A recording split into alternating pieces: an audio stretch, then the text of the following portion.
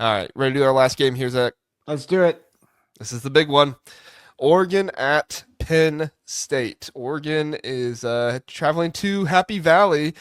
Penn State on FanDuel is favored by 3.5 in this one. The over/under for this game is set at 52.5.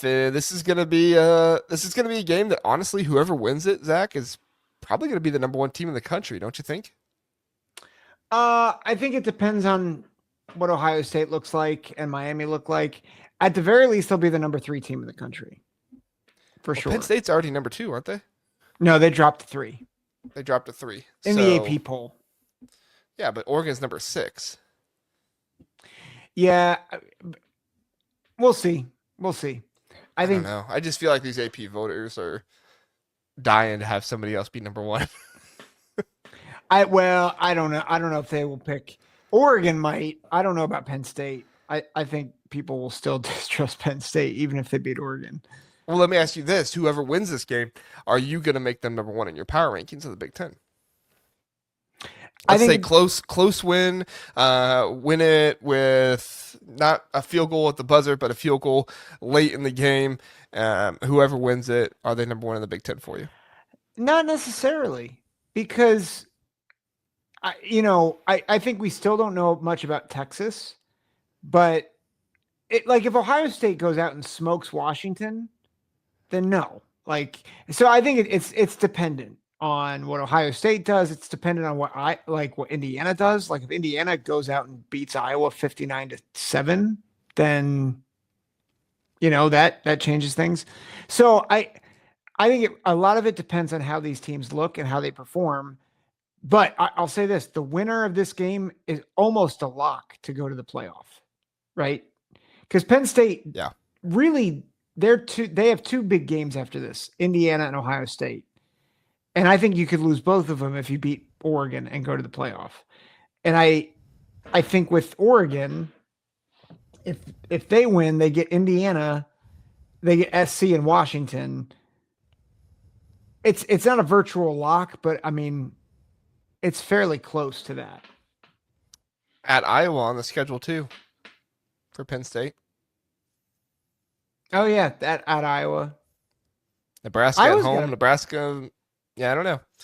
But yeah, I agree. The two biggest ones are the back-to-back games to start November at Ohio State and then Indiana. Those are the two biggest ones on the schedule after this Oregon game. So we'll have to see how that goes. But yeah, very interesting. So Zach, the Noah Whittington is supposed to be back in this one. Probable. That's good news. But honestly, they have a really deep running back room there at Oregon. So I don't know if it was I shouldn't say it was not the biggest concern in the world. That's disrespectful to Noah Whittington. He's a good back, but he's expected to be back. Zach, I'm curious your thoughts on this game. How do you think it's going to go? The matchups, all that stuff. What are you watching for in this one?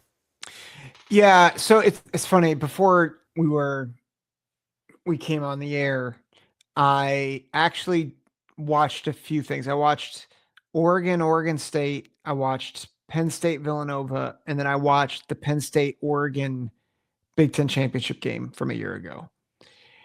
And I think something that really caught my attention in watching the Big Ten championship back between these two teams is how different the offense looked for Penn State.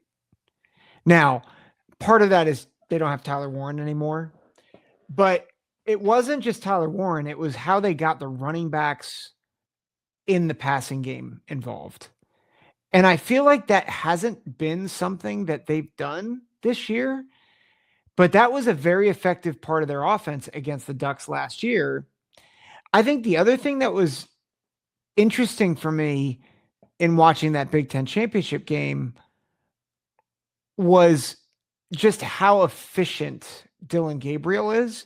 And this is not to say that Dante Moore is not efficient, but I do wonder, while I think Dante Moore is a much better NFL prospect, I do wonder how much his youth might hinder the Ducks going into Happy Valley. So similar to the Julian Sayin to Washington type of Yep. deal. Yep. Yeah. I do think that it's a little bit better because I think Will Stein draws up more of the easy access stuff for Yes. Dante Yeah. Moore than it seems like Ryan Day and Brian Hartline draw up for Julian Saint. It feels like when they need a throw, Will Stein, he goes easy access, something to kind of just get Dante Moore going, whereas Ryan Day and Brian Hartline will just lean on the defense like they did against Texas, which is fine. Don't get me wrong. I'm Mhm. not trying to say that that's wrong. It's just kind of two different approaches. I think the approach of what Will Stein does helps the quarterback more, at least from my experience and from talking to other quarterbacks, but it's also a little bit more risky, right? Because Mhm. you could have something sniffed out and a turnover done or something like that that could kind of change the game. So I'm very interested to see how this game goes, how the everything happens. I'm very interested to see the Oregon offensive line. I've been high on the Oregon offensive line this entire season. I was high Yep. on them in the preseason, and I feel like I've been justified in that. However, Langdon Tangwell, the Penn Mhm. State I was former going to offensive bring lineman, this up. yep, he did a really good breakdown on if you haven't, gone and saw his channel. I assume if you've seen this channel, you've probably seen his, but he did a really good Oregon preview for offense, and he showed how Isaiah World does struggle with what's it called? Push.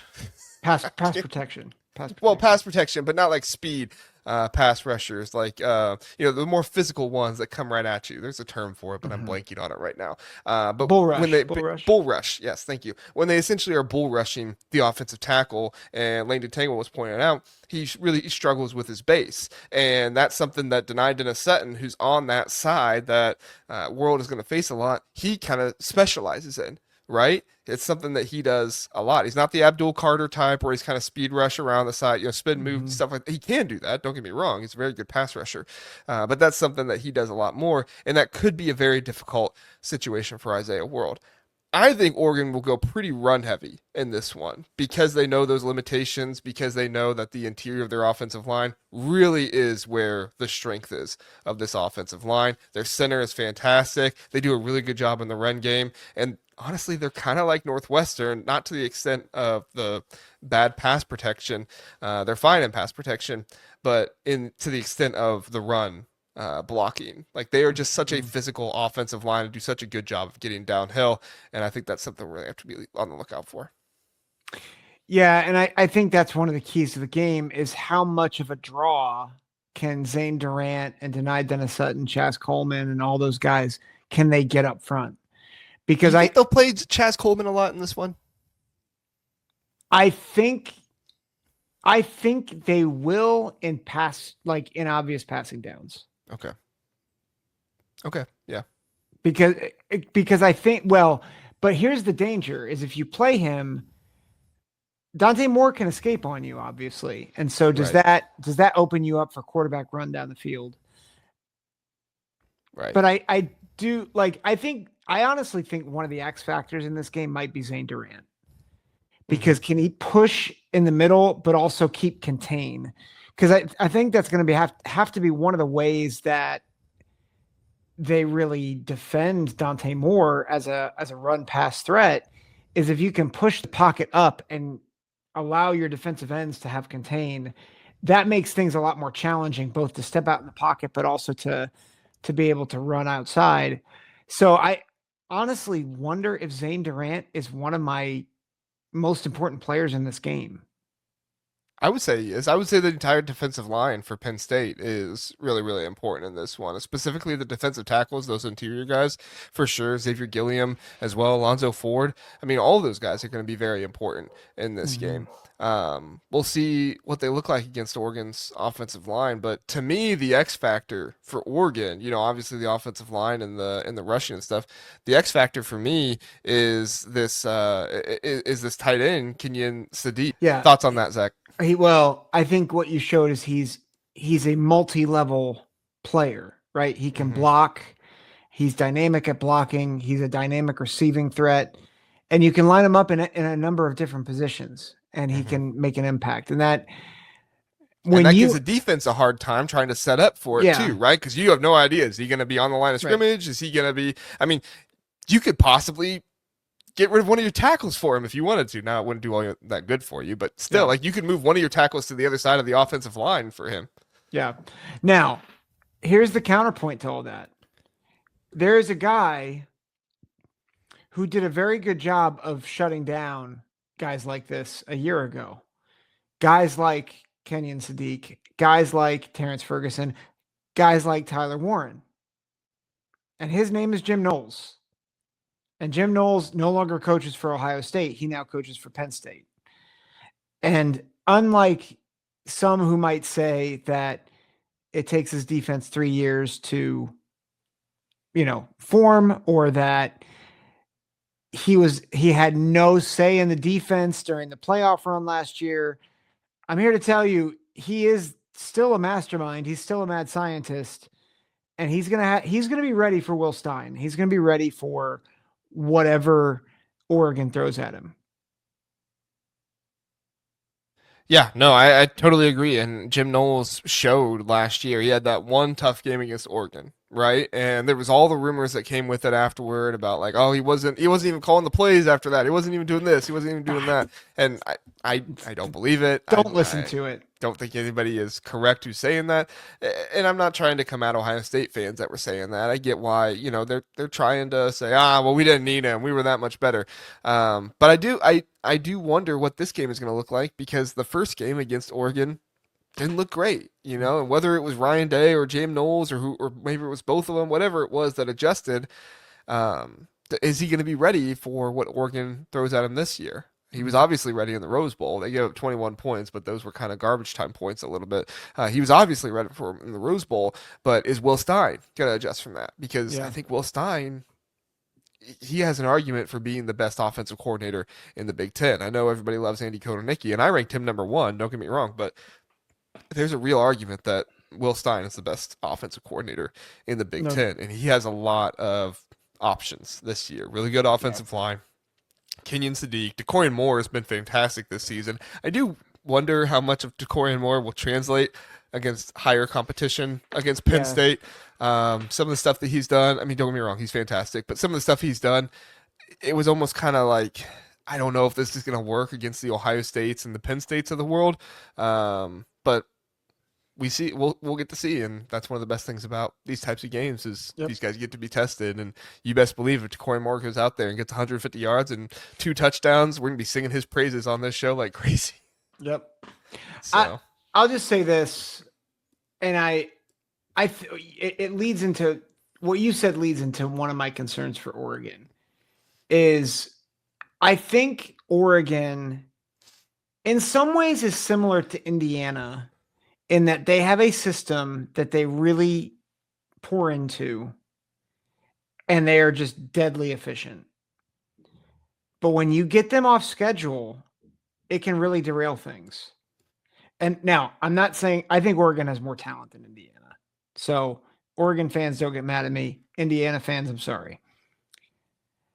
Here's my concern though. What happens when they actually run into a team that can defend them sideline to sideline and over the top? Because I think Penn State has that personnel. And I think that's a concern for me, particularly because of how unproven Oregon's key playmakers are, but also the fact that, again, they're going into hostile environment. And the whiteout, going to Penn State, if you go to a normal Penn State game, it's loud. I think Autzen is probably the most intimidating atmosphere. I think I say that not from experience, but from what other players have said. But if Penn State is in this game throughout, this will be the most raucous environment that I think Oregon will have ever faced. And I say that knowing that Washington is big. I know Autzen's big. I think in general, they are actually harder experiences to manage, but the whiteout is in particular a very unique and very difficult experience. And if Penn State's crowd is in it throughout, that becomes very problematic for Oregon. Yeah, I mean, it's one of the great wonders of college football, right? The whiteout, going to it, seeing it on TV. I know some people try to, maybe talk about how it's not all that big of a deal, but it is. It's a huge deal, and it means a lot. And honestly, Penn State is going to have to thrive off of it. Yep. My concern with Penn State is that if they were more equal with what I've seen between Oregon, and I'm going to mention here in a second, I'm not talking about completely team wide, I'm talking about one player in particular here. If they were more equal with the primary player that touches the ball the most, I'd feel better about it. But I think this road environment and his home field advantage only goes so far. If your quarterback has not been very good this season against lesser competition, I don't feel super confident in your team's ability to be able to move the ball on offense against a very good defense. And I know Penn State fans are concerned about it as well. He has the skills to be one of the best, if not the best, in the Big Ten, but so far he's not been. Zach, do you know the 4 Big Ten QBs that have the lowest QBR in the Big Ten? I know. I'm pretty sure Drew Allar is one of them. Drew Allar is third last, yes. Nico? Nope. Preston Stone? He's last, yes. Okay. Ryan Brown? No. I don't know the other two. Mark Gronowski and Danny O'Neill. Yeah. I don't disagree. Yeah. I will. So Penn State sports talk. You all haven't. We've been watched us praising play Penn this State week. this entire time. I mean, the one time we say anything bad about Penn State, we're accused of not watching. Yes, we run a Big Ten podcast and we don't actually watch the games. It's the most comical thing anybody ever says to us. He is saying you got to look beyond the stats, which I agree. And I think that was something it's just the whole comment. We get it all the time. It's the whole comment of like, well, you don't actually watch the games. It's like, why would we run a Big Ten podcast if we don't want to actually watch the games? Like, It's just a comical comment to me. I'm not trying to come at Penn State sports talk. It's more just the commonness of the comment and how kind of crazy it is. Sorry, go ahead. Yeah. Do you think? Because I was watching the Nova game back again. I thought there were some things that Drew Allar did that actually I look back, I'm like, there's some improvement there. Like the thing that concerns, but I think you're right. There's concerns about Allar, some of his decision making, some of his processing, his reading the field. I'm like, oh man, this should be his better. Hesitancy too. Yeah. I do a question though. How much of that hesitancy is more about installing new parts of the offense, and how much of it is he's just not willing to let it rip? Because how much new stuff are they installing? It's year 2. Kotoniki should have most of his offense installed. Well, sorry, installation is probably not the point. I'm working on weaknesses, I should say. Okay. That like you're trying to smooth out plays that maybe aren't as good that you're trying to smooth out. How much of it? Because again, I go back to that Big Ten championship game. I'm like, they're not doing anything with Singleton in the passing game at all. Mm-hmm. And that was a huge part of their offense. They've got Luke Reynolds involved a little bit, but not to the extent that they've had tight ends involved in the past. So he's not Tyler Ward. No, not yet. At least. No, but I'm just saying there are plays there that I think they could have exploited the first 3 weeks if they haven't. And that's not them going vanilla. I think it's more they're working on things to improve their offense. Yeah. I wonder how much they miss Bo Pribula with some of his packages. And I'm not going to say the crazy thing of like, oh, they chose the wrong quarterback. Obviously Drew Allar has a ton of talent. He's going to probably be a first-round draft pick. He has talent oozes out of him, his size, his arm talent. Just go watch that Oregon game from last year. And that's probably one of the most maddening things for people like me because I see the talent. I see how awesome Drew Allar is and some of the throws that he makes. I mean, last year when he had the Oregon guy hanging off of him as he's making the throw to the end zone and splits it between 2 defenders, Like, holy cow, to make a Yep. throw like that. But then I'm watching tape and he is checking it down to the running back when he's got guys running not wide open, but open enough that he should be throwing it to him downfield. And it's like, you have this amazing arm, and there's sometimes when we see it, and there's other times when we don't see it. And to me, it's one of the biggest things. Hmm. And even seeing young quarterbacks, Zach, the top four quarterbacks in the Big Ten, according to QBR. Do you want to guess them again, or you want me to just say them? You just say it. Jada Mayava, Damon Williams Jr., Fernando Mendoza, and Dante Moore. Yep. That Like, sounds about right. those aren't 3 year starters. You've got the guys that are, Drew Allar and Luke Altmaier is not out of the woods yet either. I think Cali McManus has been really good on PFF. He doesn't necessarily have the QBR stat, which is fine. You don't have to have every single stat.